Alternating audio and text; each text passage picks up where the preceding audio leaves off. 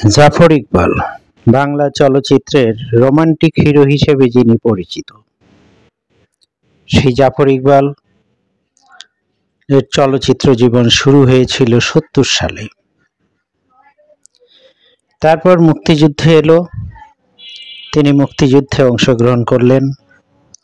অর্থাৎ আমাদের চলচ্চিত্রের রোমান্টিক হিরো, প্রথম স্টাইলিস্ট হিরো জাফর ইকবাল একজন বীর মুক্তিযোদ্ধা। তার পৈতৃক নিবাস তৎকালীন পাবনা জেলার সিরাজগঞ্জে।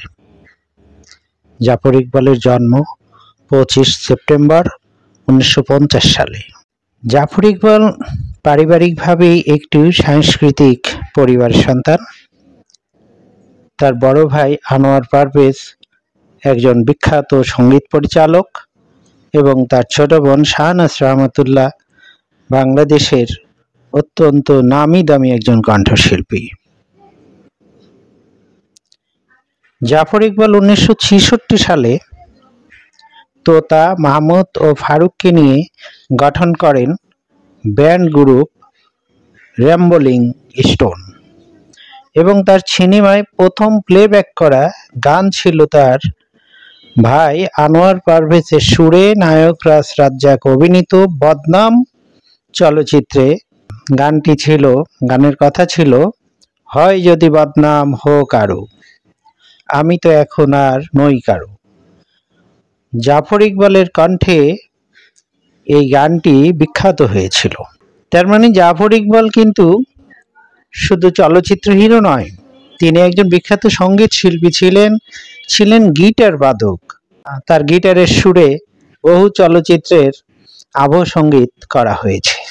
জাফর ইকবালের কণ্ঠে অনেক জনপ্রিয় গান আছে, তার মধ্যে আরেকটি গান হলো সুখে থেকো ও আমার নন্দিনী, হয়ে কারো ঘরণী, তুমি আমার জীবন, এগুলো অন্যতম।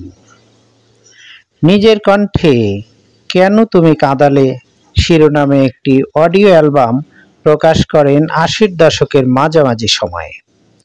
বাংলাদেশ টেলিভিশনের যুগে সুখে থেকো নন্দিনী গানটি গেয়ে সাড়া ফেলেছিলেন জাফর ইকবাল। এরপর বাংলাদেশ টেলিভিশনের ২৫ বছর উদযাপনের বিশেষ অনুষ্ঠানে গেয়েছিলেন এক হৃদয়হীনার কাছে হৃদয়ের দাম কি আছে গানটি। বাংলা চলচ্চিত্রের স্টাইলিস্ট নায়কদের অন্যতম জাফর ইকবাল। তিনি চিরসবুজ নায়ক হিসেবে পরিচিত। শহুরে রোমান্টিক ও রাগী তরুণের ভূমিকায় দারুণ মানালেও সব ধরনের চলচ্চিত্রে ছিল তার স্বাচ্ছন্দ্য বিচরণ। অভিনয়ের পাশাপাশি চমৎকার গাইতে পারা এ অভিনেতা বেশ কিছু ছবিতে গায়ক চরিত্রে অভিনয় করেন। মূলত তিনি ছিলেন গিটার বাদক। ভালো গিটার বাজাতেন বলে সুরকার আলাউদ্দিন আলী তাকে দিয়ে অনেক ছবির আবহ সঙ্গীত তৈরি করিয়েছিলেন। বাংলাদেশের মুক্তিযুদ্ধের আগে জাফর ইকবাল চলচ্চিত্র জগতে পা রাখেন। তার অভিনীত প্রথম ছবির নাম আপন পর। এই ছবিতে তার বিপরীতে অভিনয় করেন কবরী। জাফর ইকবাল ৭০ দশকের মাঝামাঝি থেকে চলচ্চিত্রে নিয়মিত অভিনয় শুরু করলেন। আবার সূর্য সংগ্রাম ও তার সিকুয়েল সূর্য স্বাধীন চলচ্চিত্রে ববিতার বিপরীতে অভিনয় করেন। ১৯৭৫ সালে মাস্তান চলচ্চিত্রে নায়কের ভূমিকায় অভিনয় করে সাড়া ফেলেন। স্বাধীনতা পরবর্তী সময়ের রাগী রোমান্টিক জীবন যন্ত্রণায় নিপীড়িত কিংবা হতাশা থেকে বিপদগামী তরুণদের চরিত্রে তিনি ছিলেন পরিচালকের অন্যতম পছন্দ।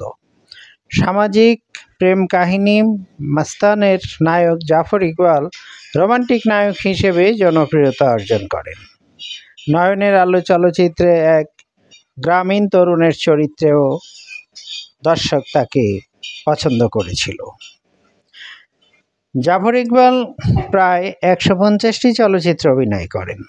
তিনি ববিতার সঙ্গে জুটি বেঁধে ৩০টির অধিক চলচ্চিত্রে অভিনয় করেছেন।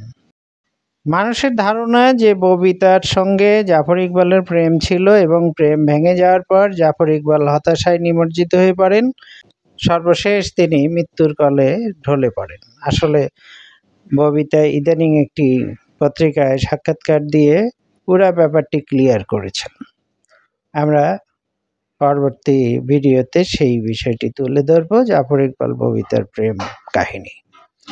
জাফর ইকবাল অভিনীত ভাই বন্ধু, চোরের বউ, অবদান, সাধারণ মেয়ে, একই অঙ্গে এত রূপ, ফকির মজনু শাহ, দিনের পর দিন, বেদিন, অংশীদার, মেঘ বিজলি বাদল, সাত রাজার ধন, আশীর্বাদ, অপমান, এক মুঠো ভাত, নয়নের আলো, গৃহলক্ষ্মী, ওগো বিদেশিনী, প্রেমিক, নবাব, প্রতিরোধ, ফুলের মালা, সিআইডি, মর্যাদা, সন্ধি ইত্যাদি চলচ্চিত্র সুপারহিট হয়েছে। জাফর ইকবালের স্ত্রীর নাম ছিল ছনিয়া।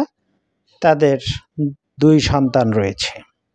জাফর ইকবাল পারিবারিক অশান্তির কারণে মানসিকভাবে ভেঙে পড়েন। পরবর্তীকালে মদ্যপান সহ অনিয়ন্ত্রিত জীবনযাপনের ফলে তিনি ক্যান্সারে আক্রান্ত হন।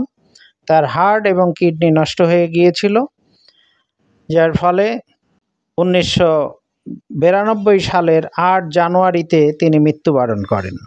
আমরা এই নায়কের প্রতি শ্রদ্ধা জ্ঞাপন করছি।